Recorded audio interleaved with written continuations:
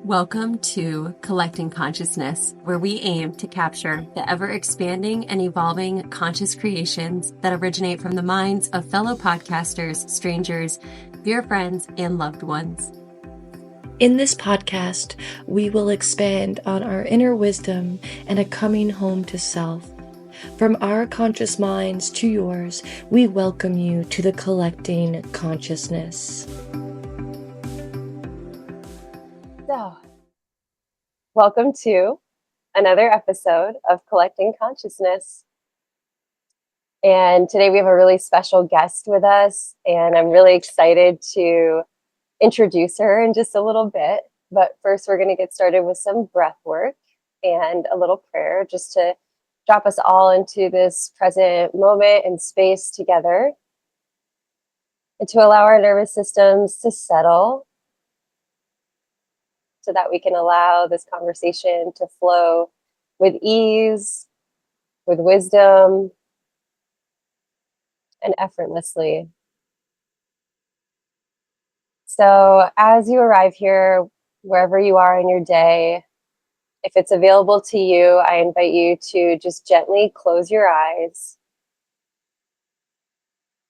bringing your awareness into the inner landscape, into the body, maybe noticing any areas of tension in the shoulders or the forehead, maybe the jawline. With the next inhale, just bringing some nice fresh prana into those areas of tension. And on the exhale, allowing those areas to soften just a little bit more.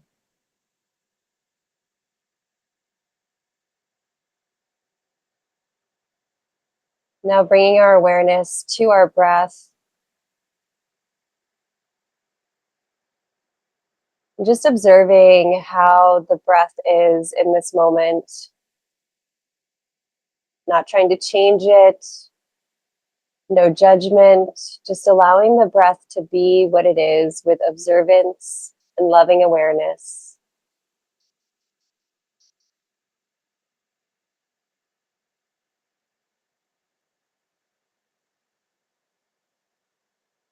And on your next inhale, I want you to begin to soften the belly, allowing the breath to become deeper in the body.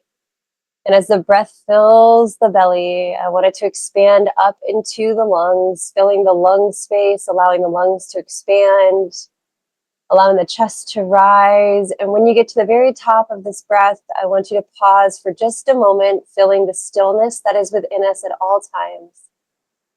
And on the exhale, I want you to sigh everything out.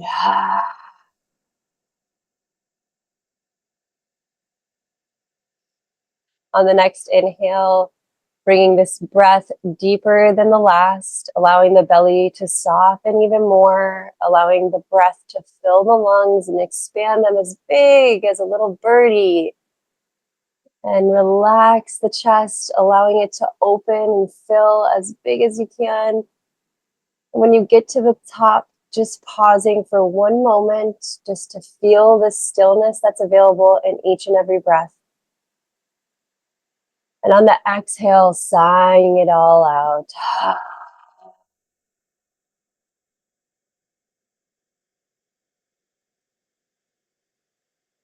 On the next inhale, I want you to take the biggest, deepest breath that you've taken all week long. So bringing the breath into the belly, deep into the belly, allowing the belly to soften and relax, allowing the chest to fill and rise and become as expanded as you possibly can. And when you reach the very top of this inhale, I want you to pause for just a moment and bask in the stillness of allow the nervous system to settle. And on the exhale, I want you to just sigh it all out, release every tension, every stress, every worry, allow it all out in the exhale.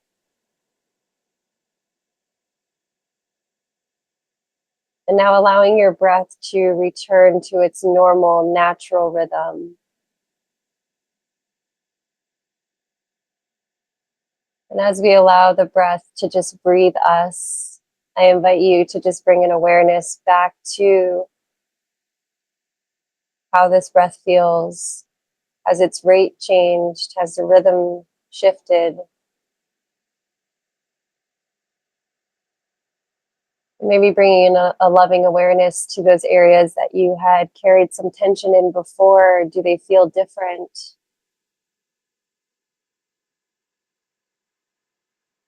Wherever your breath is at and your body is at, just showing it some kind, loving awareness. No judgment, allowing it to be what it is.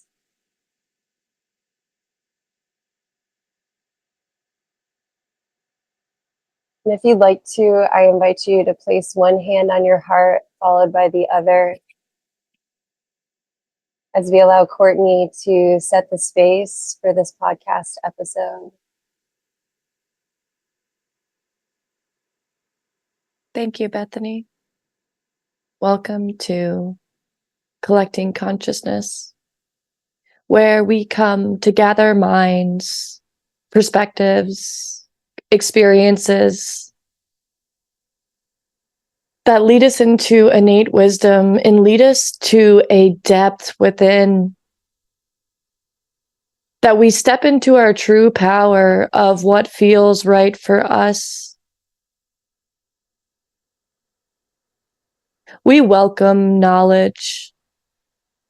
We welcome space to be seen, to be heard, to be valued. With open hearts, open minds, and open souls, we are here to create true authenticity, a rawness, a realness, an organic blend of who we all innately are.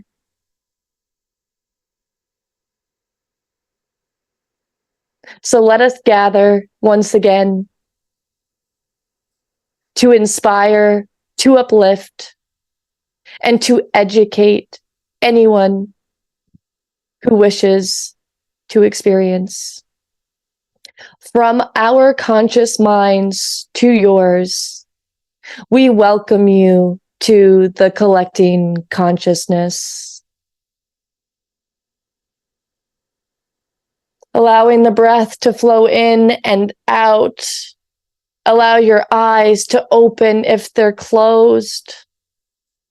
Tapping back into the senses of our body.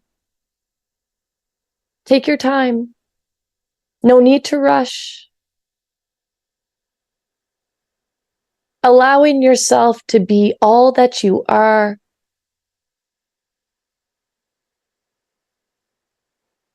And when you're ready, we are here to showcase what is meant to be heard. Again, I thank you, I thank you, I thank you. And I welcome everyone and anybody into this sacred space.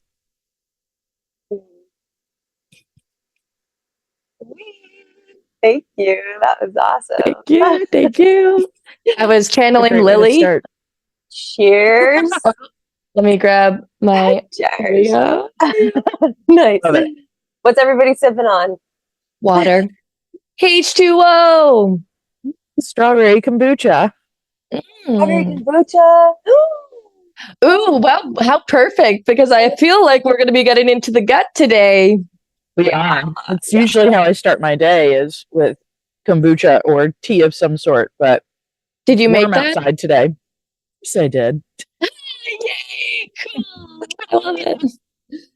Honestly, this episode, I've got my notepad. I just want to take notes. I am going to be learning so much. I'm really excited.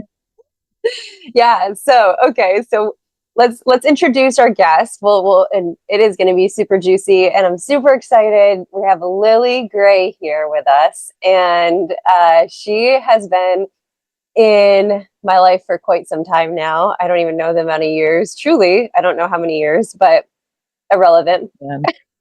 Truly irrelevant.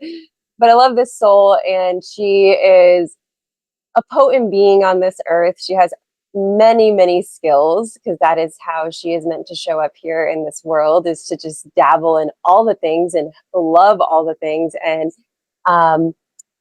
today we're going to highlight some of those skills. We're going to talk about some of those things that she just absolutely loves and is into. And one of those things that we both share in common, a common thread that we discovered, is that we both have a journey, pretty significant journey, with our guts and our microbiome. And Lilly has done a lot of deep diving into her microbiome, and she will get into that and share her story and her journey. I have equally done a lot of diving into my microbiome for different reasons, also the same reasons, because, at the end of the day, the reason our biome is fucked up is for this very similar reasons in our world and what our world does to us. So yeah, that's kind of setting the stage for today. Lilly, do you want to say anything? Like opening? Thanks for having me. Okay. I'm really excited to be here today and geek out about a bunch of stuff that literally just reels through my mind all day long. And I don't actually get to talk about it with that many people. So I'm excited to dive into it and talk about food and fermentation and gut microbiome and all the things, and just ramble on about it for a little bit. And hopefully y'all can learn something. I'm super stoked. I'm super stoked to learn. Yeah, me too. So do you want to get started with your journey, your personal, like how you, I guess maybe personal background in I guess your gut history? I don't know. Do we want to start like with the gut history? Yeah, we can do that. Okay. Long story short would be Biff, you know this. I'm going to call her Biff because that's how I know call her Biff. That is how I always call her. So Biffster. I went to bed last night. I went to bed telling Jonah like I was excited to do this podcast with you, and I was like, Lilly still calls me Biff like all the time. He died. My phone is Biff. My phone never understands it when I'm like, Siri, call Biff. And she's like, Biff. And it like every time it auto corrects when I'm typing it too, which annoys the ever loving crap out of me. I'm like, I know what I'm typing here. Bethany, you should have wore your Biff shirt. You should have wore your Biff shirt today. Go change. Go get that shirt on. I have a Biff's Automotive from Back to the Future. My aunt bought for me. Fuck yeah, I love so Back to the Future is one of my favorites. That's amazing. Yeah, I'll get it here in a bit. Yeah. Okay. I love that so much. Okay, so both of y'all know, but the world doesn't know, that I have a background in fine dining. I stumbled into cooking when I was in college. I've been cooking my whole life, but when I was in college, I was pretty adamant about wanting to work in restaurants, and I was really curious about food, how to cook it, how to present it, and over time, I started to develop this interest in where food comes from, how is our food treated, what makes things organic versus non-organics, reading labels at the grocery store, and just step by step, introducing myself to the world of food production, not just cooking in restaurants, but learning more about food as a bigger whole in our system. And that led me to fermentation sciences and being curious about wine production. I went to Oregon, and while in Oregon, I worked at a very small winery that was also a full functioning farm. And so because we were so small, half my job was in the cellar and the other half was doing a lot of farm work. So I was doing pasture management, rotation, doing a lot of fence work. I was outside all of the time. And I'm pretty sure, I'm 95% sure that this is where I developed E. coli on accident, was drinking out of the hose next to the barn.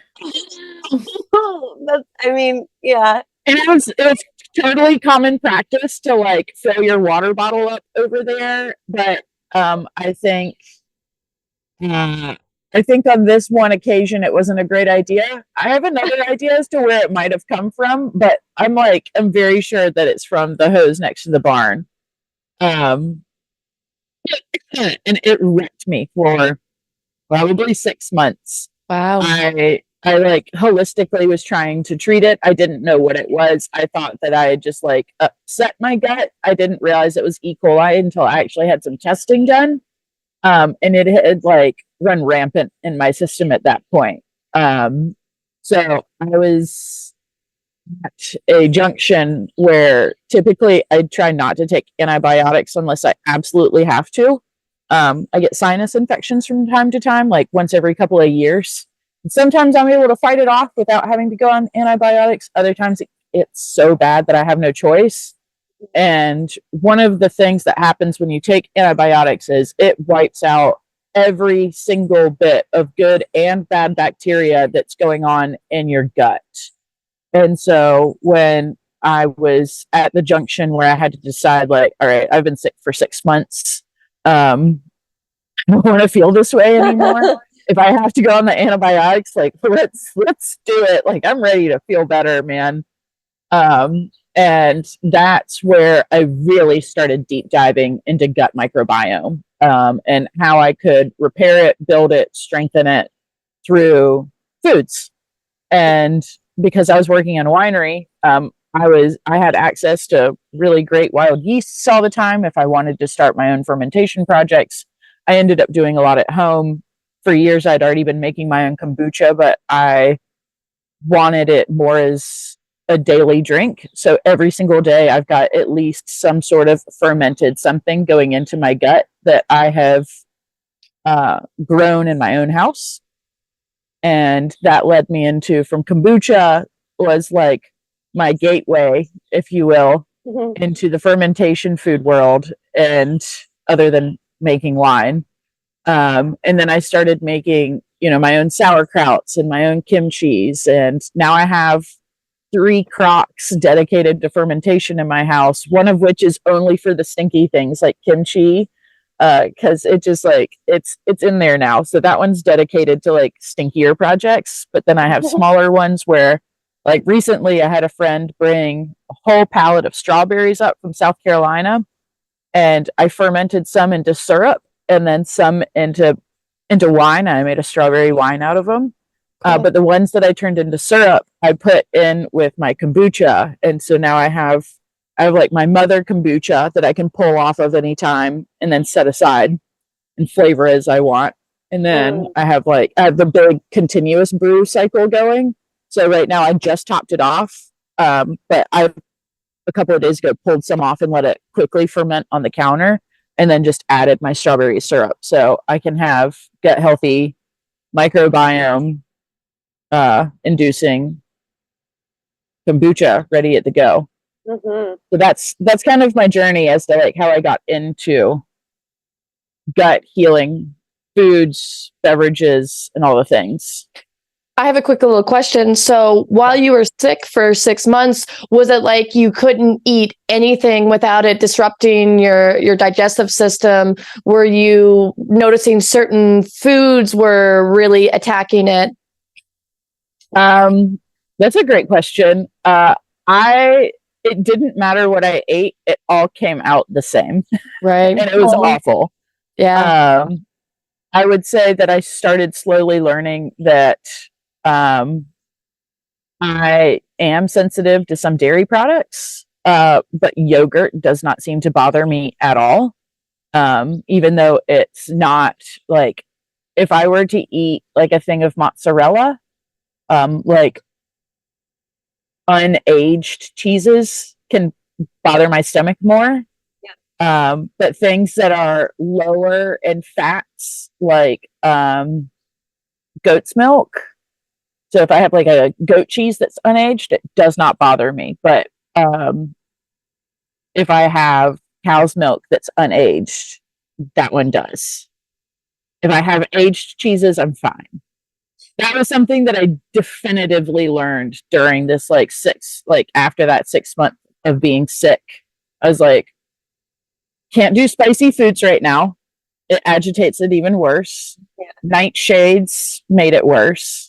But things like yogurt seemed to calm it down. And then I also started incorporating kefir smoothies into my my daily rituals. And then kefir is like a probiotic, so it would make sense that these things are calming you a little bit because you're giving to that gut.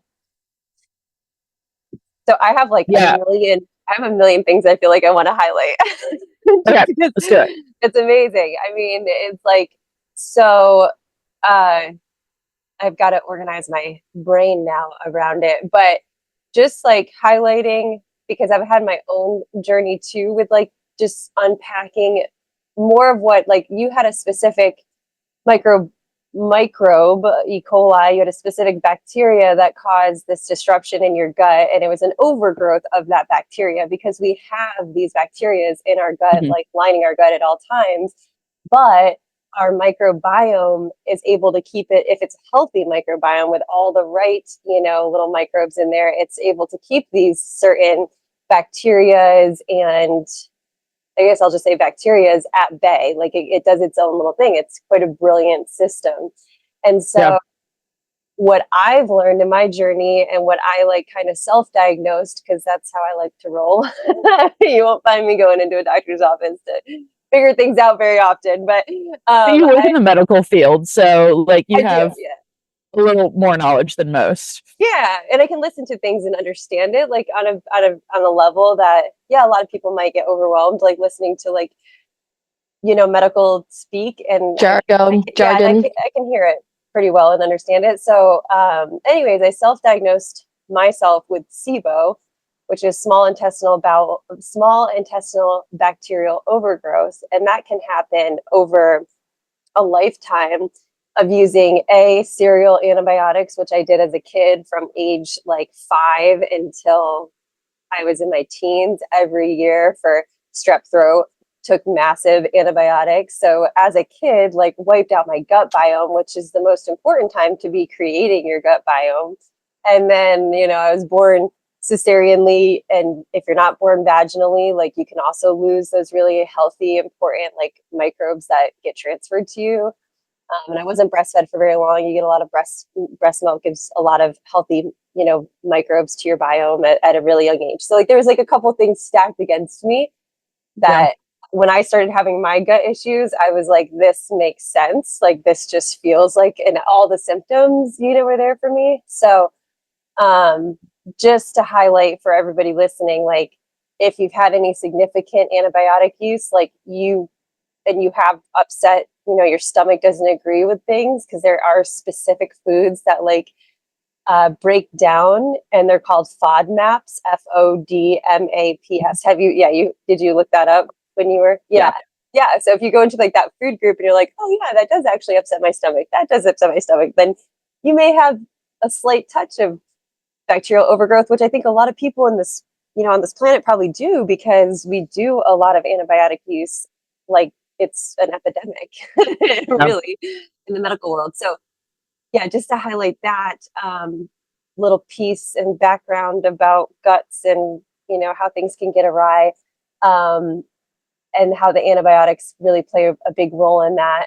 And the other thing that I wanted you to unpack is, I guess, okay, so we'll go into, I was curious, holistically, what did you try for your E. coli? I was curious about what, like, was it like herbal or? Well, looking back at it now, it's been many years since this happened. I had just tried introducing just fermented foods into my diet. And because the E. coli was already rampant in my system, and I was pretty stressed, and physically I had been losing a lot of weight at that point in my life. I was working outside. I had lost like 60 pounds in like 4 months. And so I think my system was still adjusting to like a large shock on my body. So like between physical and mental stressors, as well as like not feeling good, I think the stress had like an extra factor of like on my gut stressing more things out in its own layer.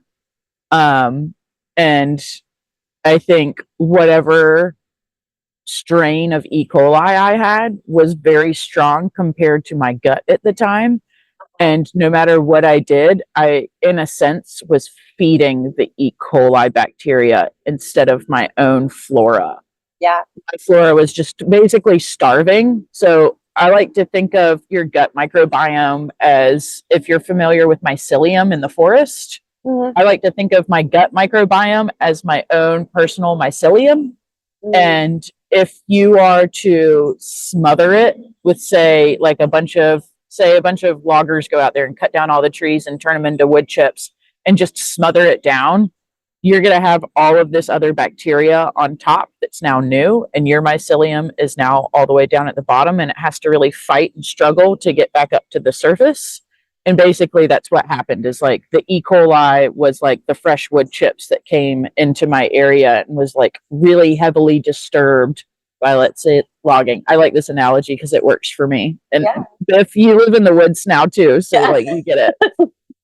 But like in my mind space, it makes sense to like kind of put a visual to it, because it's really hard to like picture inside your body that you have these things that you study in books, but you've never actually, most people never see it in person. So it's like, you can't visualize it. So I like to visualize it as like forest floor.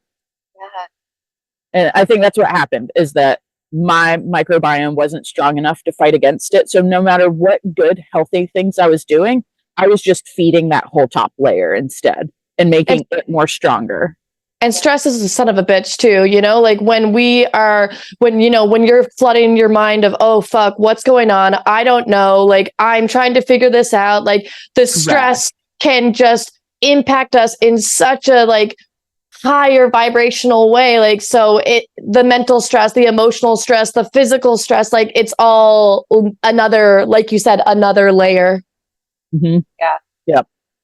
I mean, and then like we'll add to that, which by the way, that was such a beautiful analogy. Like that is just I've never thought of it that way, but it is like a perfect analogy to what is happening. Like it's the same thing with the SIBO. Like it's basically the good bacteria got smothered, got wiped out by antibiotics. And then like I didn't have a proper diet, which we can unravel deeper about how important it is to get like a balanced diet of fresh vegetables, fresh fruits and meats, and you know what I mean, and limit your dairy. Like I do think I think once you get things in balance though, dairy has its benefits. Like I can't like totally squash it because I love like some raw dairy and shit, like like all of that. I love some cheese. So I love cream cheese, any type of cheese. Yeah, give it all. Yeah. So I refuse to go to the doctor to hear him tell me that he or she tell me that I have a dairy intolerance of some sort. I like just don't want to know. Like it's fine.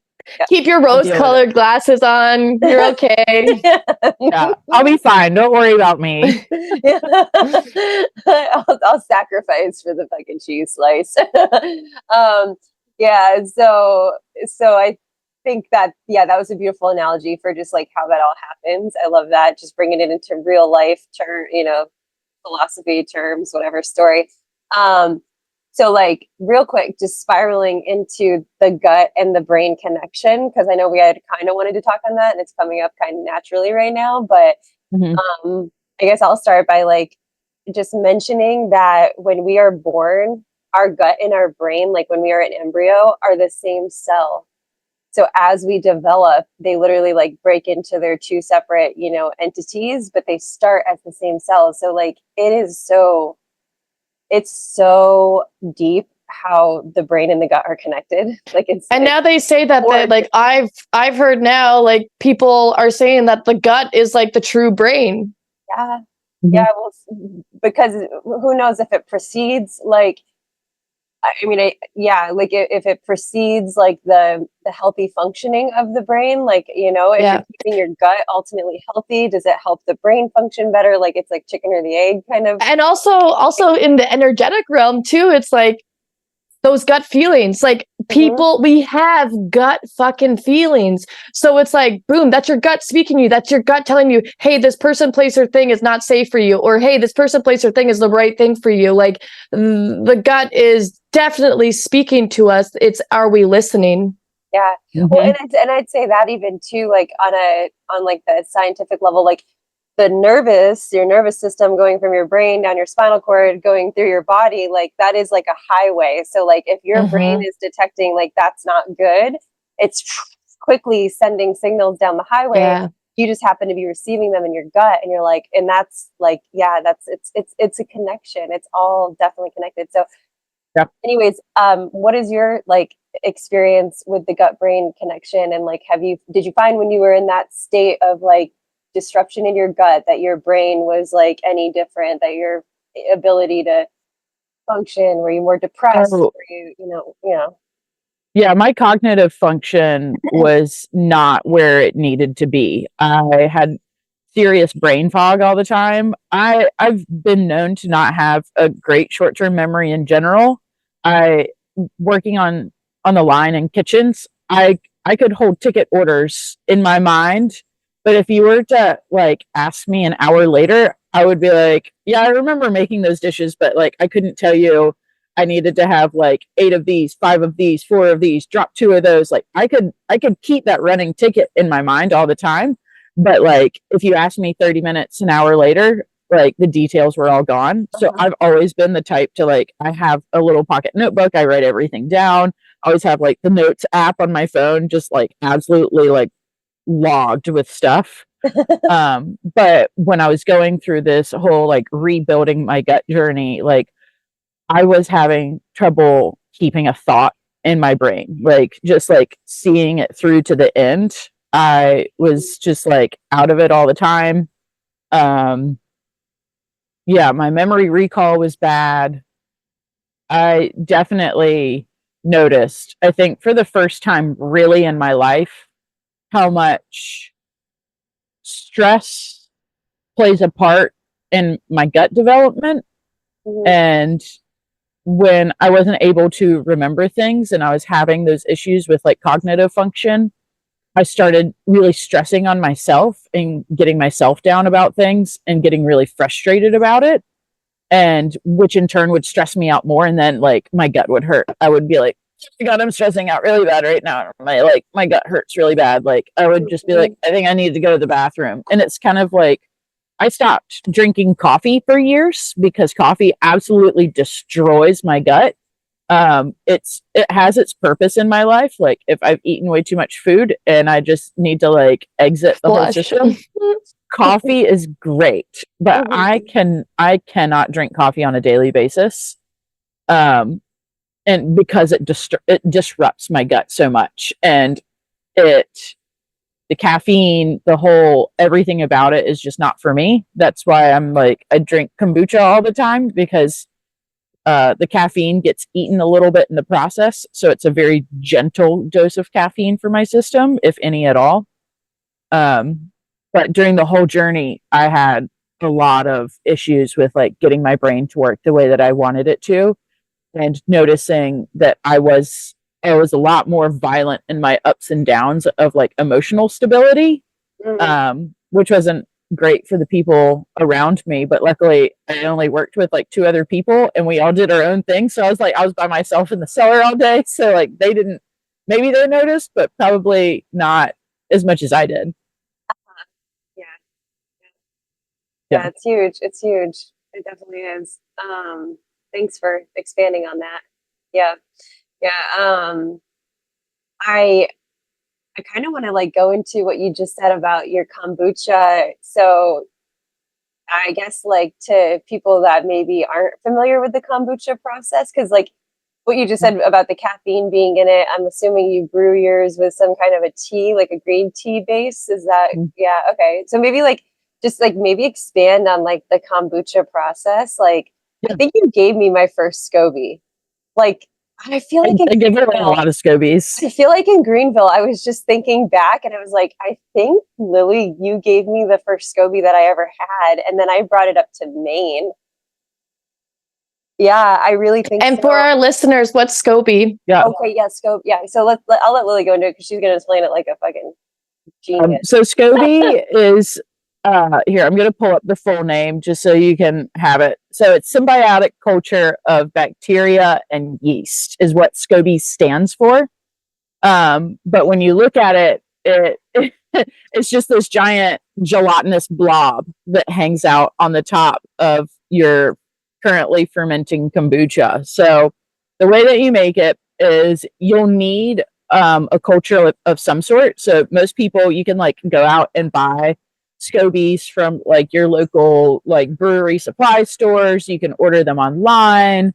If you have a friend, that's honestly the best way to get Scobbies is they as the more and more you brew kombucha, the Scobbie layer will increase like a layer in a pancake stack every single time. They're these super paper thin layers.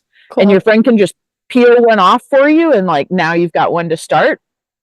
I want to call it a Scobbie snack. I'm really Scobbie snack. Right, exactly. And so the way that you make it is you brew tea. I use green sencha is my go-to for my tea bases because I just like it super neutral. And then I can play with other ideas if I like. But I have a continuous brew, which is a 5-gallon crock that sits on top of my fridge because the fridge is kind of warm. Don't ever store your wines on top of your fridge. Just side note, stop doing that if you're doing that. Don't put your wines above your fridge. It gets too warm. But it's perfect for keeping a continuous brew kombucha. So I have my crock up there. I take it down once every couple of weeks and do a giant batch of making green tea. So I use loose leaf tea. I buy it in bulk. You bring the water up to a boil. You want to let it cool for just a minute. And then steep your tea covered so you can capture all of the good essence that usually just dissipates into the air.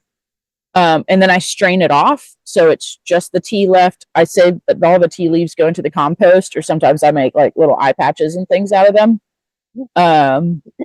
And then you add sugar according to volume. So there's a little recipe that I use with how much sugar I like to do by the volume of finished tea. And I usually make my tea concentrated so I can quickly chill it down by using ice instead of making like, say you need to make 8 quarts of kombucha to fill your crock. I actually make 4 quarts and then I add my syrup to it and then I'll chill it with ice. And then I can, once the ice is melted and there's no more ice particles left, it's usually perfectly at room temp. And then you can put it straight into your continuous crock where it will now start to chew through the sugar, which is the food for the Scobbie, the yeast. Cool. Yeast needs sugar in order to produce alcohol and CO2, which is the basic principle for all fermentation of like wines and beers. And Scobbie does exactly that as well. So you will, in some kombuchas, you'll notice on the label that it says like has less than 2% alcohol by volume.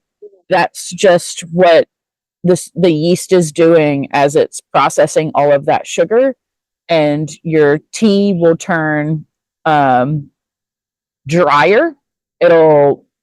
Some people think it has more tannins to it, like when you're drinking wines, which yes, that could be the case, that the tannins are more present now that the sugar is less present, but the tannins were there all along. You just couldn't taste them because of all the sugar on the tea before, which means if you have a lot of tannin issue in your kombuchas, it probably means that you're just over steeping your tea and you just need to pull the leaves off the water sooner.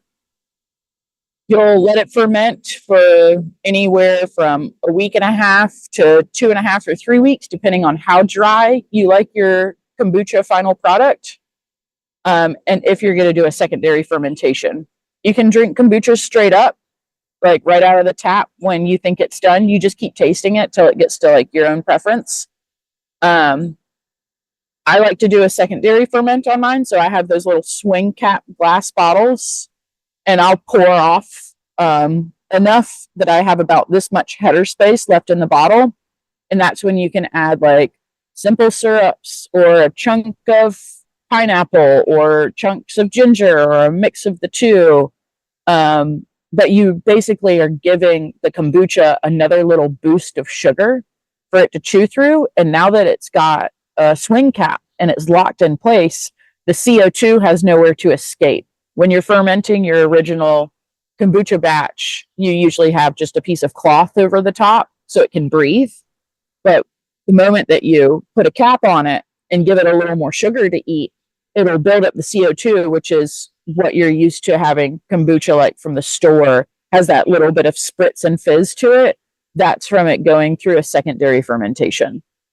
And I do that at home. Like my strawberry one had a bit of a spritz, but the base that I put it with was straight out of the tap. So it's got a little bit to it, but it's not like super bubbly. And then you just put it in the fridge and let it sit. I let it sit on the counter for like a day or two to ferment with the cap on, to really let it eat through some of the sugar. And then I'll put it in the fridge until I'm ready for it. And that's it. That's basically my whole process. Wow. All right. I have two questions just because you're like wine expertise, and like, thank you. That was so freaking in detail. Amazing. What is a tannin? Like, explain like the idea behind the tannin. Like, I've heard it. I'm like familiar with the term, but like, what does it mean? Yeah. So tannins are in a lot of foods and beverages, but the two most distinctive ones that we enjoy on a more regular basis is tea has tannins and wine has tannins. When it comes to tea, tannins come from the leaves, because that is what tea is made out of, is usually leaves or fruits or dried herbs or things, but tannins always come from like the leaves and the stems of said product. And with wine, the tannins come from the seeds, the skins, and the stems. Tannins is that thing that when you're drinking something and you get like that cat tongue, it like dries on your mouth a little bit, and it can range in textures. Tannins can be soft and supple and silky, and they can just be, it's almost like you're feeling a faint piece of leather in your mouth. Or tannins can be sandy and feel almost like sandpaper in your mouth. Tannins can have all ranges of like texture feelings within your mouth. But they come from, in wine, they come from the skins, the seeds, and the stems of the grapes. In teas, so when you make kombucha, your tannins are going to come from mostly leaves and sometimes some crushed up stems. So are you saying basically, like, when I think of tannin, I'm like relating it to a taste, but you're like, it's more of the feel of the drink, the texture. It's a texture. So tannin is a texture of whatever you're drinking. So we're talking about kombucha and we're talking about wine. There was another thought I had about that. Because you had said to decrease the tannin, pull the leaves out sooner. So the longer that like those organic materials are processed or like steeped or whatever you want to call it, that's what the more will come out of the tannins. 100%. So that's so fascinating to me. I'm just so in winemaking, if you're dealing with a grape that has very thick skins or a lot of seed content, some grapes have a lot more seeds than others. Just like when you go to the store and you like open a lemon and like this lemon has a bunch of seeds and this one doesn't have a lot. The same thing happens with different strains of grapes. And with those ideas in mind, and as a winemaker, and you're thinking of the final result, you're thinking about balancing acids, tannin structure, body. There's like all these different things that come into play, and you can manipulate those things based on how you treat the product in the beginning. So if you want a wine that you want to drink in a short period of time, like you just want to make it, get it into bottle and put it on the market and just like be easy consumable right now, you usually will press that juice straight off. You won't include the stems. You'll be very gentle on the seeds. You don't want to crush the seeds during the process. So you get this super sweet juice that comes right off. If you want something with ageability and you want it to be able to stand the test of time, and like you can like throw it in a cellar for 10 to 15 years, sometimes there will be a lot more tannin structure at the beginning, and it will be like almost unbearable to drink because the tannins need time to relax in the bottle. So there's different strategies, but like when it comes to brewing kombucha, you don't want a bunch of tannins because you're going to drink this in pretty short order. Like, I'm not going to be aging this in a cellar for a year and a half before I drink it. Like, I literally drink it faster than I can make it, and I make gallons at a time. So you want to make sure you're not over steeping your tea leaves, which is a pretty common thing for people to do when they don't understand how tannins work. Like, those little, like, steep for 3 to 5 minutes. It really depends on like the temperature of your water, and if you're like covering it or if you're leaving it open top steep. Like, all of these little tiny factors have a pretty big significant impact on the final result. Wow, that's so cool on a micro level. Like, it's just, yeah, it's so cool. Yeah. The other question I had about what you had said, it was the dry, like the word dry, like, you know, like dry. I think to most people, we think of wet and dry. Like, my skin's wet and now I've dried it with a towel. Like, so when you're applying it to like what you're putting in your mouth, like everything feels wet in my mouth. So like, what does that mean exactly? Like, to have a drier product or a less dry product, and like, how do you achieve that? I guess. Yeah, that's all based on the sugar amounts. So, the drier something is, the less sugar it has. Typically, that means it's gone through a longer fermentation cycle, which means it's finished fermentation. So you can, when you're working in wineries, there is a way that you can test what's called the bricks, which is like the sugar level. And so there's different methods in which to test. There's like fancy little electronic machines where you like dip a little stick in there and turn it sideways, and it's got a computer screen. Like, you can use those. You can also go like old school and use the refractor, which is like you look through it almost like a little miniature telescope, and like there's a thing on the inside that tells you the levels. Wow. Or you can test it based on there's all sorts of ways to do it, but basically you're looking for sugar levels. The longer something's been fermenting, the more sugar it is, the yeast has had a chance to chew through, because that's its food. So at the very beginning, you're going to have a bunch of sugar. So it's going to be really sweet. Mm-hmm. And the longer it ferments, the more it's going to chew through the sugar, and the drier it's going to be. And you can tell dryness in on a natural palate by like, it seems really weird, but you can just like literally take the tip of your tongue and just barely dip it into whatever liquid you're drinking, and the tip of your tongue can tell sweetness levels really well. So if you dip the tip in and you feel it like kick back a little bit, or like you make like a little sour face, less sugar. Good chance that one's less sugar. Yeah.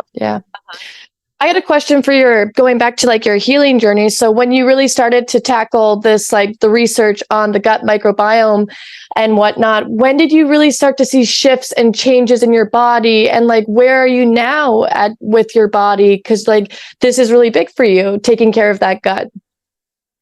I like how you swung back into that. That was a great segue. Sorry, I had to pick your wine. I'm also like a healer mind. I'm just like, I want to hear all about healing. Is this going to be a 5-hour podcast? Okay, so to answer your question, I started seeing results or like changes. I would say within like a month and a half after taking my 10-day cycle of antibiotics. After the 10-day cycle, my gut was completely wiped out at that point. So I was basically working with just bare bones, and was pretty rigorous about like my schedule of eating. Like every morning I would wake up. I had like a specific, juice drink that I would have when I first got up. It was basically like a turmeric flush. I would have that first thing, and then I would like have a glass of kombucha at the house. I'd pack one to take to work, and I had like this whole kit bag of lunch that I would take with me to work, and it was like a salad that had cabbage and carrots and all of these like good for your gut foods. And I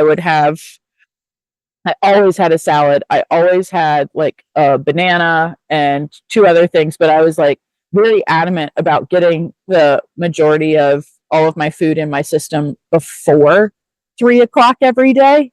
And then I really dove headfirst into my yoga practice. And I think balancing my mind as well as the food going into my body, that was the best version of myself, was coming out at the tail end of like, or I would say the beginning of that healing journey. Cool. I've fallen off my yoga practice in the last year, but I have been doing some other things to rebalance and recenter. 100%. Ebbs and flows. Focusing. Ebbs and flows. Yeah. Well, we talked about that on episode 4 of rituals, that, you know, like sometimes it's totally okay to shift out of things, and when we're not doing something, allowing something new to come in.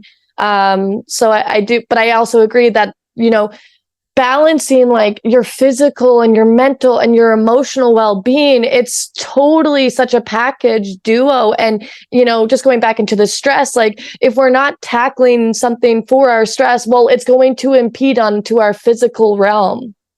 Mm-hmm.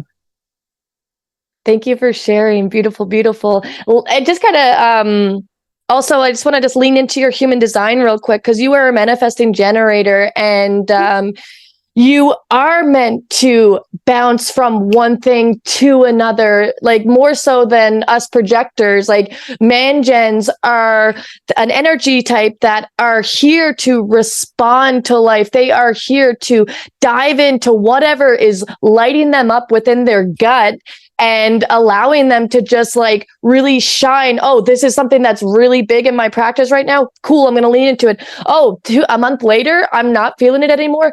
Cool, let it go. Go into something different. You are meant to be shifting and growing and evolving and learning and doing. So, you know, that's a really beautiful way just to lean into your energy, your energy type.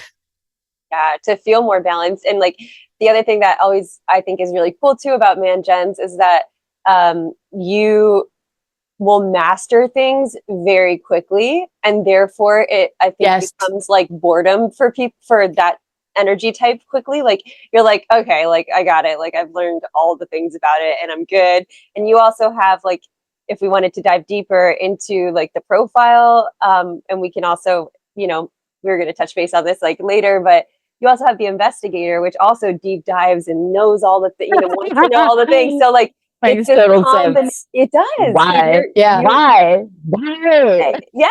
And with the 4-1, you are meant to. So the investigator in you is literally meant to go down every single rabbit hole, because you are meant to influence others. Like the 4-1s, they're a rare type. There's only like 2% of the world are 4-1 profile types, and you are meant to learn all this fucking knowledge, and then you are meant to support others. So like, boom, you're just like teaching us about how to take care of the gut and why it's important. Like, boom, that's a really beautiful thing to express and show people, because it's not easy for people to do their own research sometimes. So when you are meant like to go down the rabbit hole, follow that, because that is where you find support. That is where you find stability. You find stability in knowing the nitty gritty, the ever multifaceted scope of what you're trying to learn, and you are meant to share it to others. So, you know, if that's ever feels called to you to be somebody to support others by the wisdom that you have, that's a beautiful gift to lean into. You know, and it's really interesting to know. It is. But it's so you, like, because I know you on like you know, on that level where I'm just like, yeah, that's so Lilly. Like, she is brilliant with everything she does. She's gonna know it. She's gonna be an expert at it. Like, I remember like years ago, we were sitting in the kitchen and you were having me like taste wines, and you were like, what do you taste in that? I was like, I taste wine. It's funny, when she was describing, she was like, you were describing so beautifully. You were like, it may be sweet and subtle and supple. And I was like, oh, look at her. She like is, or it could be like, like, I'm just like, damn, she knows Dude, her shit. She does. She's like, you don't taste like chocolate or coffee. I'm like, no. Let me just pretend for a second. Just Maybe tastes like purple grapes. it was so great, but like, you It was know, an intimidating thing to do. I think it was I've done great. it so many times, but some people just aren't mentally prepared for that question if they're just like not into it. No. Because then you're just like, I taste juice. Yeah. Like, I don't know, grapes. And you're like, nailed it. It's great, but like it's so what I love about you, and it's just like you know, one thing about human design, just like little side tangent to this whole conversation, is that it's really validating when you do learn your human design, because the thing about human design is it's the way it combines all the systems. It combines astrology, chakra system, I Ching, like all the ancient, all the ancient tools that are available to us and sometimes are segregated. It combines them all. And the beautiful thing about that is that it gives you the blueprint for how your energy is supposed to show up in the world, not necessarily like what you're supposed to do at this juncture of life, like a birth chart, like an astrology birth chart, but it's like more like day to day, like this is how you are going to feel good if you show up this way. And if you don't, you're probably going to feel depleted in energy. You're going to feel frustrated. And that's that's your not self theme is frustration. So if you start to feel frustrated in a project, sorry, Court, you want to go? Go ahead. No, go. You finish that and I'll come back. If you start to feel frustrated, like you're doing a project or you're working on something and you start to get really frustrated, things aren't going your way, like that's your stop sign. Stop it, like switch gears, go a different direction, maybe never come back to it, and maybe come back to it. Like I do that all the time. I abandon projects all the time out of frustration. Yeah. Because I'll be like, I do not have patience for this. I will literally leave everything where it is and be like, I'm going inside, I'm having a glass of wine. Perfect. And you know what? And that can create shame for people. That can create like a guilt for people. It's like, oh, I can't finish this project. Like, why can't I finish this? And then so there's conditioning with human design. It's like, and also a little side note, the human design is for the children. It is so that we can allow people to show up with their energy type, their profile types, their make, and allow them to be who they are without trying to condition them. Oh, you actually need to go do this. You need to do that. We need to let people just kind of live in their blueprints. So like going into man gens, you are meant to, a manifesting generator, they're two energy types intertwined, and you are meant to respond. That's the generator's respond to life. So it's like someone asking you, do you want Mexican food? And you're like, oh, no, I don't. Oh, do you want to go have some Chinese food? Oh, yeah, that sounds really good. You're responding. You're allowing, like, life is going to throw you choices. Life is going to throw you options. And it's your job to respond to the one that feels right for you. This person I know, really great human design reader, if it's not a hell yes, it's a hell no. So really listen to your hell yeses and pay attention to your hell nos, because if you lean into a hell no, you're going to find frustration, you're going to find resistance, and that's not meant for you. And then with a manifester, you are meant to, like, manifestors, they struggle with people always telling them what to do. Just inform people, just let people know what you're doing, because then people will stop telling you what to do. So manifestors are often like, if they don't inform, they are going to get a lot of resistance, because people are going to say, you need to do this, you need to do that. But when you were just like, open that energy and be like, you know what? I'm feeling this really big passion of mine. And guess what? I'm moving to fucking Peru and I'm going to go do X, Y, and Z. You're informing people. And then people are going to see, oh, she has something working with her. She has an intent. Okay, let's let her shine. But again, that frustration is very big for manifesting generators. So if you're feeling frustration, that's the time to step back, really look at the big picture and say, I think I'm really like leaning into more of hell knows. And I need to honor myself and I need to just kind of do what feels right for me. And if people don't get it, that's okay. That's a them problem. I get me and I see myself and I see this vision. I think that's a big one for man gens, because I think a lot of us, I think a lot of society looks at somebody that switches gears all the time and like is always hopping from one thing to the next as like a very unstable person, or like they don't have their shit together, which it's like, once I learned about the manifesting generator, it helped me appreciate those that you might label as ADD, or, oh, that person has, ADD, ADHD, like they can't keep it together. It's like, nah, actually, like that's how they're supposed to show up. They're meant like, to shine. allow them to be that person, because the other cool thing about human design is when you put us all together, we complete each other. So like, you inspire us, you give us energy. Like me and Courtney don't generate the energy that you do. Yeah, you have a life force. Yeah. So like when we're around you, like you are like, you're energizing us, you're getting us excited. And like we may see the way, like, because the type of profile we are, the energy type we are, we may see, certain things in your situation that maybe like we are able to see, and it doesn't feel we're able to see big picture though too. Like we're meant to be the ones that come in and lead and guide. Sorry, I just kind of wanted to throw that in there with you, Bethany. Yeah, because I was struggling with like how, but anyways, on a daily basis, like me and Courtney, the energy types we are, we don't wake up with an abundant amount of energy. You do. You have an abundance of energy every day that can just spill into generate. Yeah. And like for projectors, like we really need to value our rest. So like when I, like my mom now understands to like, sometimes I'm resting, like resting is huge for me, where she can just go. And I'm like, I don't have that infinite source of energy. Another cool thing about Men Gens is that like you guys can skip steps. Projectors want to do all steps. Like we want to go through all steps because we know that makes the big picture, but you can actually skip steps to get to the big picture. So it's cool to, I've witnessed it with a Man Gen being able to like skip steps, and I'm just like, oh, cool. But then that teaches the projector, well, guess what? We can eliminate this step to get to the big picture, and then boom, let's teach people that you actually don't need this step. So it's all very fucking interesting stuff. I highly recommend go following Human Design on any sort of platform, because it's a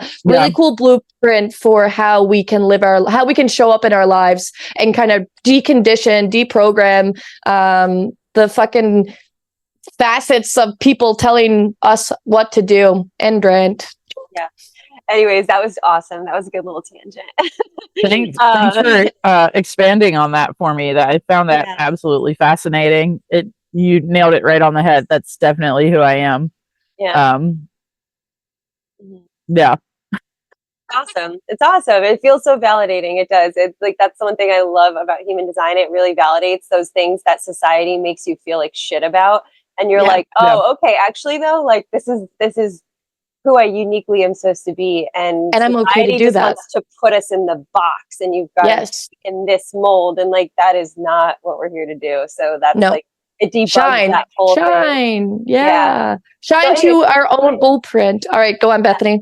So we'll circle back into the gut real quick. I don't know how we got on that tangent, but going back to like fermentation, and so I want to go back to, you did a round of antibiotics to help the E. coli just totally tamp it down, and then after that you switched up to adding in the foods, the balanced diet, the fermented kombucha, the things that helped your gut on a daily basis. Can you expand any more on recipes that you found really amazing? I know you talked about sauerkrauts and kimchi, and also, maybe also we unpack a little bit of like, I don't know if you know anything about like what in the actual Scobbie fermentation of kombucha and other, sauerkrauts and things, like what about that is actually replenishing our gut and like helping our gut, Because of my memory recall, I can't tell you the specific names off the top of my head, but I have a plethora of reference books that I would love to recommend, that are the ones that they stay in my kitchen 24/7. And when I'm doing my projects, like that is living on my countertop with me. A lot of it for me has just been a lot of trial and error. over a period of many years of working in wineries, doing fermentation projects at home, and like learning the process and like developing. There's certain smells that you're like, the first thing you do when you're fermenting things at home is you want to, when you're checking on it, you want to stick your nose in there, right? Before spinning, like swirling anything around or mixing stuff or poking at anything, the first thing you ever want to do is just gently take the lid off and stick your nose in there. And that will tell you 95% of everything you need to know about what's going on in your fermentation.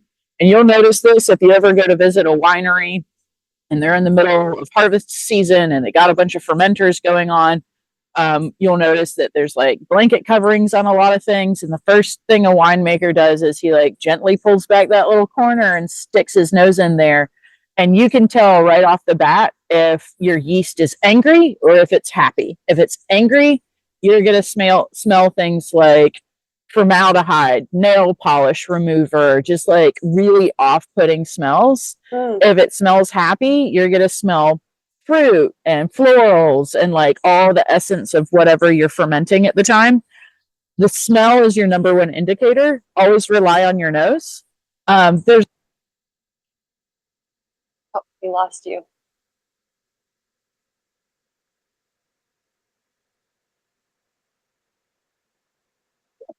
Technical difficulties. Technical We- difficulties. Can yeah. you hear me now? We Yeah. can hear Okay. you. Yeah. Okay. My mic died. I think the battery went out. Mhm. So there's also like at-home kit tests that you can do to like learn more about like what's going on really scientifically in your fermentations. You don't need that stuff. Just go get a couple of these fermentation books and just kind of start your journey. Make sure you clean your equipment really well. If you're not in a place where you can ferment your own foods, but you want to be on this path of including them more into your daily diet, I like to think of it as at every meal I try to have something fermented, whether it's a cultured ferment or a full-blown ferment. I try to incorporate it somehow into each meal. So breakfast is like I drink kombucha and maybe eat some eggs. Lunch, if I like to try to eat high protein, so a lot of times I'll have like, sausages for lunch. But I will buy really great quality branded sauerkrauts from the store. So I don't remember the brand name, but I can see the picture very clearly. There's this one brand of sauerkrauts that I really like. They also do one that has beets included in it. And beets are just a superfood. Yeah. They're amazing. And it is a delicious sauerkraut. And I'll have a little hot dog bun, put my sausage in there and put a bunch of that beet sauerkraut on top. If you like dill sauerkraut, like just incorporating some sort of fermented food into each of your meals, whether it's sauerkraut or kimchi, if you're like into eating a lot of Asian foods, you can put kimchi into anything. It doesn't have to be Asian food. Like experiment with flavors. Like you can put kimchi on top of your scrambled eggs for breakfast, Yeah, I've done it. Fry it up and have a fried scrambled egg. So good. Yeah. And like incorporating cultured dairy products, like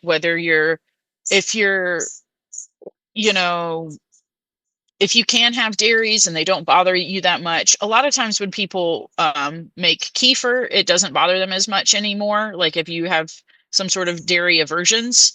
But like if you do fruit smoothies for breakfast, like maybe think about adding a quarter cup of kefir to your smoothie and just blending it all in and like secretly incorporating these things.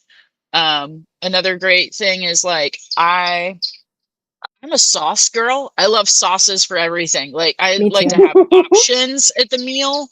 And growing up in the South, we have like a lot of mayonnaise and sour cream based sauces. And recently I've been like hankering like a big fat Cobb salad with just a bunch of ranch and like you can get one of those like Hidden Valley packets and like make your own, which is great. You can totally do that. But instead of typically it's like most people do either half and half sour cream to mayonnaise, or they'll do like all sour cream and like a dollop of mayonnaise, and like that's how they make their ranch base. Cool. I've been using plain yogurt instead of sour cream because it's got a lot more cultures than sour cream does. Mhm. Sour cream still has some, but the brands that are available on the East Coast aren't as great as the West Coast in terms of Nancy's brand that's based in Oregon does a probiotic sour cream. It is amazing. If you see it at your store and like you need sour cream, spend the extra money, get the Nancy's. It's got like 1,000 times more the live cultures in it than regular sour cream does. It's so good. It's good for you. But if you're trying to steer away from maybe doing sour creams or don't have access to it, highly recommend using yogurt in the base for a lot of your dressings and sauces and dips and things. Mm. And you can still cut in a little bit of Duke's. You know, that's the only mayonnaise I'm going to use. But like that's how I've been making my ranch. It's my guilt-free ranch recipe is to like Cool. I do it as a yogurt base, and like sneaking fermented and cultured foods into your everyday diet like that makes a huge difference. And then when you get to the point in your life where you can actually do some fermentation projects at home and like make your own kombucha, or you can like finally start doing, your own sauerkrauts or whatever you want to do, take it one step at a time and like master the one Lily, thing and then keep going. it would be cool, Lily, if you could send us, if you're willing to send us a recipe of making kombucha so I could like write it up and people could try this on their own. Yeah, if people are interested, we could do, I have like a crowdfunding for my farm right now. If they wanted to like Venmo, I don't know, like $5, I'll mail them a Scobbie out of my Cool. hotel that I have. Very So cool. if anybody's interested, they can like contact you, and then I'll get shipping info if they want to. We'll figure it out. Yeah, totally. How about yeah, that? for And then, sure. like, That's wonderful. Cool. Love that. and Thank everybody you. can, and I can like include the Scobbie and a recipe card and all the And things. let's call it a Scobbie snack. I love that. Yeah, we can do that. I have more than plenty of Scobbie to share. So. And it grows and grows and grows. Like it literally, like it's nuts. It's nuts. You got me so inspired though to like do it again. I really don't remember why I stopped, but I just did all of a sudden. I was just like, nope, not doing it anymore. And you need a new mother. I was gonna say Lily's gonna I might be ready for I gotta clear out a spot on top of the fridge. But yeah, I will definitely be interested. I'm kind of curious though, like for sauerkrauts, I feel like I've done kimchi like one time, but I cannot remember like how the ferment. So like you have the Scobbie, which is the live bacteria, that's eating the sugar. You have that in your kombucha, but what is in the what makes sauerkrauty, and what gives it those cultures? Do you add them or? That's a great question. So sauerkraut, the way that it ferments is you're breaking down the stems, the cells within the leaves of the cabbage. And basically what you're going through is, you could classify it into lactofermentation if you wanted to. It's when there's a certain type of acid is broken down by the yeast to form another form of acid, which is where the lactobacillus comes in. It happens in winemaking as well, but when you're doing sauerkrauts, I recommend, if you're starting them from scratch for the first time, to buy a really great brand of sauerkraut, or get a little bit from a friend that's making theirs and use that as your starter. And so I will, when making krauts, you heavily salt all your cabbage first, cabbage and carrots and all the things. And then I squeeze it all out. I actually give it a quick rinse sometimes, but I try not to rinse anything because sometimes there's good yeast on there that you need. And then I stuff it into my crock, and then you put a brine on top of it. There's a specific ratio of sugar to salt and water that you want to pour on top, and then you want to weight everything down. And if in that process at some point you put a little bit of the liquid from the original sauerkraut in, it'll have a really great base of a bacteria that's already been built. And then it can now feed on the sugar that's naturally occurring in your vegetable, as well as the little bit that's in the brine. And that's how you're fermenting that. It's through lacto fermentation. So cool. Yeah, there's a book by, gosh, I have to look it up. We can also include all the books and resources. Yeah. Like you can send us that after this recording at some point, and we can link them all in the show notes. So people do have resources to like go out if you want to buy some books. And, you know, another thing I was just going to like piggyback off of with all this is like, you know, it's really cool, all the things that you literally can make at home. Like I was making yogurt in my Instapot, and it was like the easiest no-brainer. Like get your, like at the time it was ideal because I was getting my raw milk from a local farm, and you literally just, I mean, I started with a really good yogurt from the grocery store, literally a tablespoon of that in the milk that you get from your, you know, local farm or whatever. It was just like a no-brainer, easy process. Like it was just like crazy how easy it was to like literally supply from 2, you know, quarts of milk or like a half gallon, like a plentiful amount of yogurt for way cheaper than what you would buy. And think about how much, sorry, there's a truck going by. And think about how much extra additives you're saving yourself by not buying a store-bought product that has, like, sometimes they have thickening agents, sometimes they have stabilizers, they have artificial flavorings, and like all of these other things. Like you don't have to worry about that if you're making your own yogurt at home in your in your crock pot or your Instapot or however you want to do it. You can make yogurt literally just, if it's warm enough in your house, just on the countertop. Wow. You can if really take ownership of your health, of your body. Yeah. Well, that segues into, I think, perfectly like how important I think it is to care about what's going in your body, because a lot of the farming practices on like these major, you know, industrial levels, which is a lot of what you're getting in the grocery store if you're not paying attention and you're not able to make those choices, like, but on that industrial level, like they're using like pesticides, specifically like glyphosate is a major hot word out in the world right now. But like we are finding that it is like destroying our guts, and it is leading to chronic conditions like lupus and like all these autoimmune disorders. And so maybe with your farming background and your love for growing food and for owning your own animals and, you know, starting your little farm homestead now for the second time, maybe give some, you know, insight and wisdom, you know, whatever feels good to you to share on that and the importance of that. Yeah. I'll first, I want to note the book for fermentation real quick before I forget about it. It's by Sandor Katz. You can't miss it. It's just called Fermentation. It has a bright orange cover on it. Highly recommend. It's been my Bible. It is hard to chew through as a book to read from cover to cover. Use it more as a reference or like deep dive down rabbit holes. But to swing back around to talking about like sourcing food, quality of foods, growing your own food, you know, with my cooking background and going to work at the farm in Oregon, part of the reason that I wanted to work at that particular winery was because they had a sustainability model with regenerative ag influences.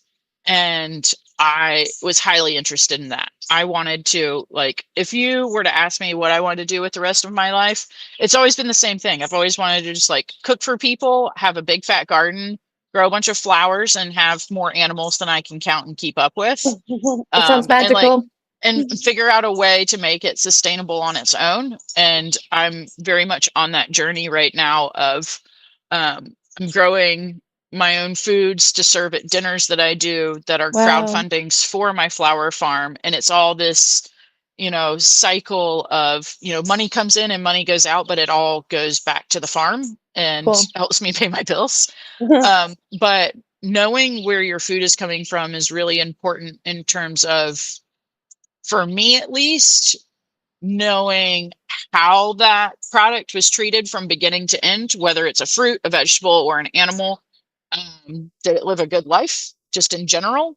I don't use pesticides and herbicides. I have a very holistic approach, but that means that when problems arise, I don't turn to stores to help me fix them. I turn to nature. So, like, if I have an aphid infestation, the first thing I do is there's a spray that I can put on there that includes like basically a homemade soap and water mixture, and you can spray it. Or what's even better is you can introduce ladybugs. Cool. And like there's always like a Nature solving. heals.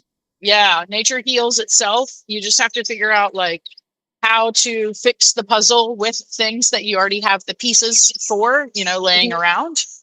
When it comes to food quality, I've worked in, you can call them farm to table restaurants for, oh my God, 15 years now. For a while. And it came because I just love spending time at farmers market. I love getting to know my farmers. They're always growing interesting fruits and veg, and I always wonder why they choose them, how they treat them. Did a lot of like on-farm tours, and that's where it all really comes from. And I think it's really important to support small farmers in your local community. They are the ones that are feeding all of us, no matter what size they are, whether they're 1 acre or 50,000 acres. They're all putting in a lot of work, and they're doing their best to take care of whatever products they are that they're growing, and they're experts in their own field. And if you're just buying stuff from the grocery store all the time, who are you really benefiting at the end of the day? Like, you're not helping your local farmer. You're helping somebody that's a part of something bigger, and that person that struck that business deal to get that piece of food or product in that grocery store could not be any farther from the product in the making. Like the entire process of like, hey, I sell ketchup to grocery stores, but you've never seen the tomatoes on the vine that make the ketchup, So I'm all about, I want to support small farmers. I want to grow it myself.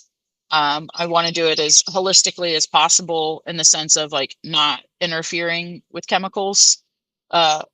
Biff, you mentioned glyphosate. Glyphosate is not allowed on my property. It is a forever chemical. I don't care how long they say the half-life is on it, like seeping into the ground. I live right next to a very large lake, and there's creeks and streams and all sorts of things. And like, if I were to use that on my property, it will seep into the groundwater, and it could go anywhere into the water table around me. And it's that. No, thank you. I'm not. You're caring about the environment. You're caring about nature. You're caring about a true bigger picture. Yeah. I also keep bees as well. And glyphosate is part of the problem with our giant epidemic with bees all dying off, is because of all of these chemical oversprays that are used in large ag. That is what's killed off our bee populations, as well as some other factors like global warming. But the majority of the bees have died because of human intervention of chemicals in crops. So glyphosate is not allowed on my property for the sake of my bees. My bees are my pollinators. Without pollinators, we have no fruits and veg. That's how the plants make plant babies. So we have to take care of our pollinators. When it comes to sourcing meat, that's a whole other like deep dive that I could do. But what I will say is, don't buy your meat from the grocery store anymore. develop some relationships with some local farmers. Strike up trades. Bartering system is still very much alive and working these days. Cash is king. So build some good relationships with some farmers in your community. I like to use like a 50-mile radius for trying to source everything that I eat and drink on a daily basis. I did grow hogs for a number of years, and so I have been privy to the experience of the hardships that are endured with breeding, farrowing, which is giving birth to a litter of piglets, breeding, farrowing, raising, and then slaughtering on site. I was a part of every single one of those steps for many years, and I always appreciated where meat came from before. I grew up as a hunter with my dad, and so I was very much like that was ingrained into me. Like, you never waste anything off the animal. Like, if you're gonna shoot it, you better kill it, and you better be able to make sure that you're not wasting its life and what it has to give to you. And I think that has a very large impact on how I've treated food growing up in the general scheme of things. So develop relationships with your local farmers. If you don't eat meat, great. That's even easier for you. If you do, make sure you understand their practices. Go visit the farm if they have open farm tour days, and just like see how their animals live. And you will really get a good sense of the type of quality of life just from a farm visit. The way the farmer talks about their animals, the way they interact with them. I think it's really, really important to know where your products are coming from, the life they lived, what kind of food they're eating, Mhm. how much fresh water they have access to, like how's their living quarters. Is it a mess? Is it beautiful? Do they have free open space to like go and be a pig or be a cow and just like live their life? All of those factors are really important to me. Intentional living. Yeah. So be friends with your local farmers, buy in bulk from them. Like, go invest, if you have the space in your home, invest in like a small chest freezer of some sort that you can like put in your garage or like in the corner of your pantry. And you only need so much pork for an entire year for at least one person, maybe two, four. Buy a half a hog. Buy a half a hog, buy a quarter of a cow, split it with your friends. That sale for that one farmer means a lot more to them than buying a pound of ground beef at the grocery store. At the end of the day, you will spend less money per pound by buying straight from the farmer in bulk than by buying these $8 a pound hamburger packs. Yeah. Yeah, I can speak to that in Maine. Like, we buy all of our pork, chicken. Like, our freezer is diverse. We were doing beef for a really long time, just strictly red meat. But now we source beef, pig, and chicken from local. The chicken I do get it comes from a Azor, which is like a grocery delivery drop off in the United States. And you can source like all organic. And I know the chicken comes from small farm. Like, you can research the farm, they were fed like grain that had no GMOs, and it's all like listed.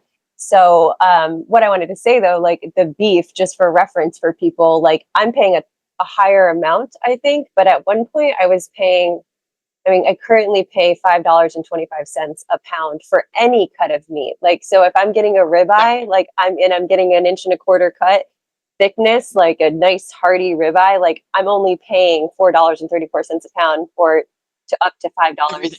Yeah. And for everything. So like, where you go to the store, you could just do that math. Like, you're paying $21 sometimes a pound for really good quality, store quality, which I'll put in air quotes because you really don't know where that came from and how the practices were. And it's a batch. It's not one animal anymore. When you're buying straight from a farmer, that ground meat, it has to go to the processor as an individual animal. So do I have like just 5 minutes to talk about this without going on a rant? Okay. Oh, sure. Yeah. I think it's really important for the general public to understand how meat is processed and how it gets to the consumer. There's two ways that you can get meat. There's actually a lot more, but I'm going to talk about the two main ways. You can do it through conventional farming, which is buying stuff at the grocery store, where those are large feedlot animals. There is probably less than 10 farms in the United States that produce more than 80% of all of the product going into the grocery stores for Americans to consume. That's mind-boggling. There's only 10 farmers out there that are feeding the majority of the US. And so when those feedlots go to processing, they are tagged as individual animals, but at the end of the day, if all they're doing is pumping out a bunch of ground beef, it's all the animals getting mixed together. That's why when you get those recalls on things for like they're contaminated with something, they recall these large amount of packaging because there's no way to flag it back to an individual animal at that point because they're all batched together. Mm-hmm. That bothers me. It really bothers me. When you buy direct from a farmer, there's two methods in which farmers can sell. They can sell wholesale, which requires USDA processing, or they can sell direct to consumer, which means they're selling live animal shares. There are two very different things happening here. If the farmer is able to access USDA, which is hard as a small farmer to get a slot if you have anything less than 50 head going to processing, it has to be a USDA facility, which some states there's 2, 3 processors. Some states there's maybe none at all. It sometimes requires the animals being trailered for long periods of time. Others are conveniently located 5 or 10 minutes down the street. You just happen to have a USDA processor right there. If an animal is processed under USDA, they are tagged individually. They get the stamp, they get the inspection, the entire facility gets inspected. But now that end result product, whether it's cut in big chunks to sell as wholesale pieces, or if it's broken down into individual cryovac pieces of like, these are just steaks, or these are just chops, or, this is ground meat, that can now go onto the wholesale market, or it can go direct to consumers, individual cuts and pieces as a USDA processed product. If it does not go through USDA, the farmer cannot sell them as individual cuts and pieces. They have to sell them as an entire live animal share to the consumer. So that means you have to have someone that's willing to commit to a whole, a half, or a quarter. They can do eighths, but a lot of cut and wrap facilities aren't keen on that. They don't want to have to break something into 8 individual people to split up. They would prefer it either going to 1 or 2 people, and they can split it up as they wish later on down the road with like family members. Yes. You're doing live animal shares, it goes to what's called a cut wrap facility. It doesn't have to be USDA. These are the same people that butcher your Uncle Joe's deer that he has processed. Like, it's the same types of processors. They're much smaller, but the farmer cannot sell that on the open market anymore. It has to go direct to that consumer. So before the animal even dies and goes to slaughter, there's a name associated with that animal that goes to the slaughter and the cut wrap facility. You get to choose, you get some say so if you have a specific processor you want it sent to. But 9 times out of 10, the farmer has already set up a deal with a specific processor. They like them. They do the cuts that they like. Their final product is a good reflection of what the farmer is doing. But those are the two processes that happen. When you get it sent to cut wrap, you get to choose, like, hey man, just turn it all into ground beef. Like, I don't care about having steaks. You get to tell them as a consumer who's bought the live animal how you want it broken down. Mm-hmm. There's a much bigger issue that's happening in the world right now with the facilities and USDA and all the things. But if you're buying from a farmer, you're buying from the farmer. Mm-hmm. that check goes direct to them to pay the feed bills and goes right back into the farm. And then you get to have a freezer full of meat to pick through, like a grocery store of your own, for the next 3 to 6 months. It's beautiful. It's great. I think it's a lot better for farmers. It's really hard for farmers to find consumers that are willing to buy whole, half, and quarter animal shares, but they make a lot more money at the end of the day doing that. And that's why when you go to the grocery store, all those parts and pieces are different, varying prices now, because they're trying to, certain pieces do have more, hold more value than others. And that's how grocery stores or smaller or like larger branded butcher shops make a killing at the end of the day, is because they're not the farmer that's charging a live hanging weight for an entire animal and it's all priced by the pound for this entire thing. You're getting gorged on pricing out steaks and not so great pricing on other things, and like, oh, you just want ground beef that's going to be cheaper because we don't care what's in it. So support your small farmers, buy your animals from them. It definitely is a lot more meaningful and it keeps it in your local economy. But USDA, I don't think many people understand what that USDA stamp means on their meats. We could do a whole other episode on it, so I'm not going to go too far down the rabbit hole. But no, thank you. I'm going to cut myself off at that point.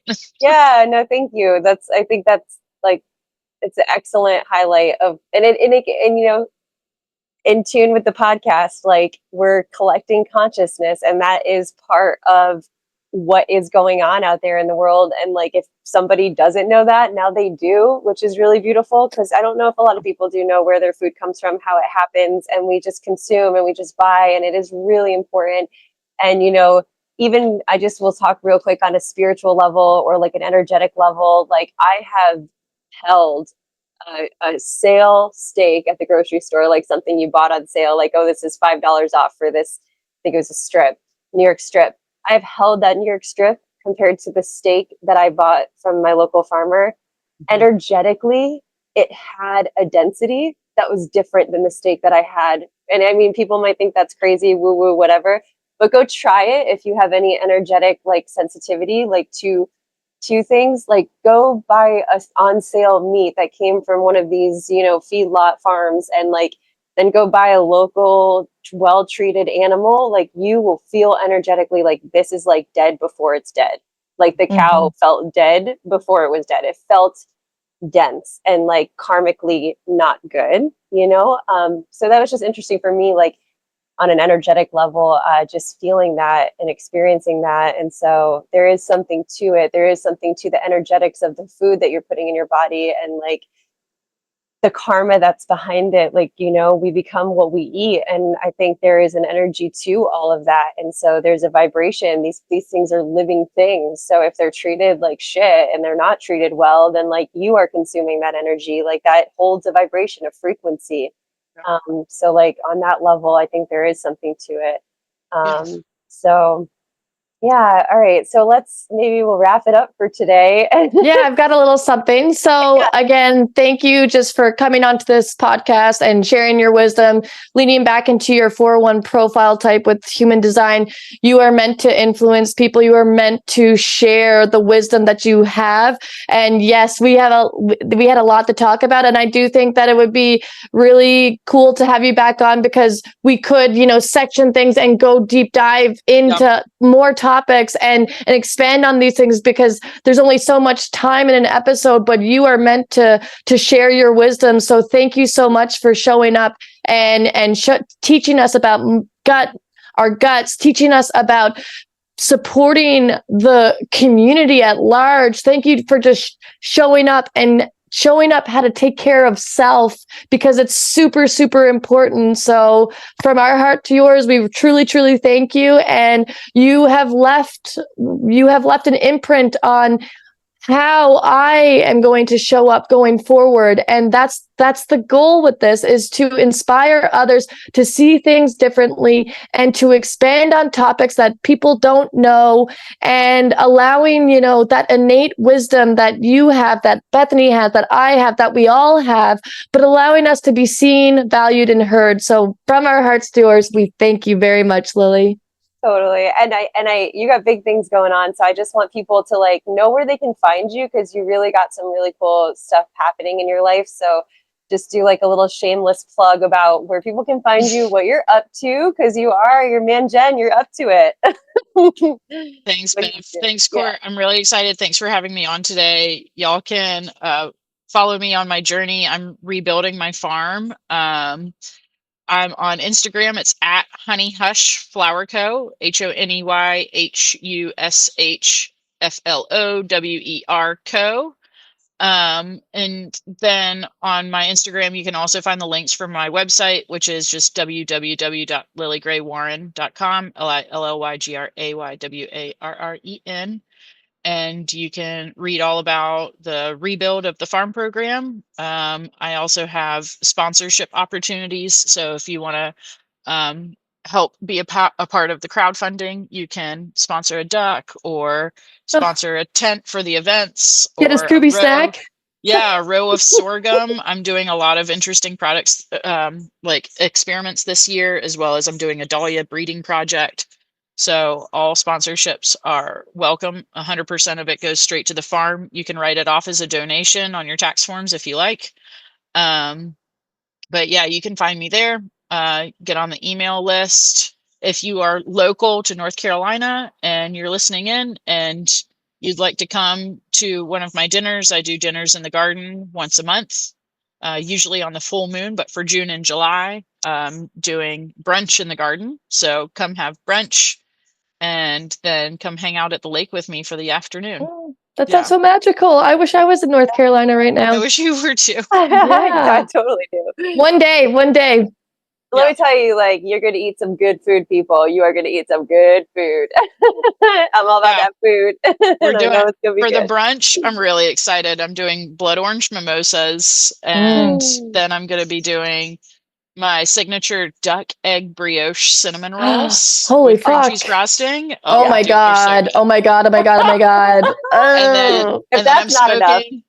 And then I'm smoking some pork butts on the smoker, and I'm making pulled pork out of them. And you got that vinegar, North Carolina. That's fucking right. And I'm doing a breakfast hash with the pulled pork barbecue on the top and some cracked duck eggs. It's going to be. Oh my god. Envy. So it's been like 5 years since I've been in North Carolina. I need to get back now. I want this. I want in. Your mouth is watering. We should plan a trip and y'all all come down to visit, and then we can do a podcast in the garden here. Yes.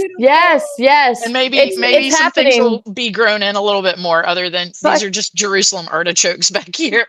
Love it. Oh my god, fuck yeah. Cool. Yeah, it's in our energetic realm for sure. It'll happen. Yeah. Yes. All right, sweet. Love it. Okay, Lilly, thank you so much. Thanks for having me. It was good to see y'all. you. Have a great day. Yeah.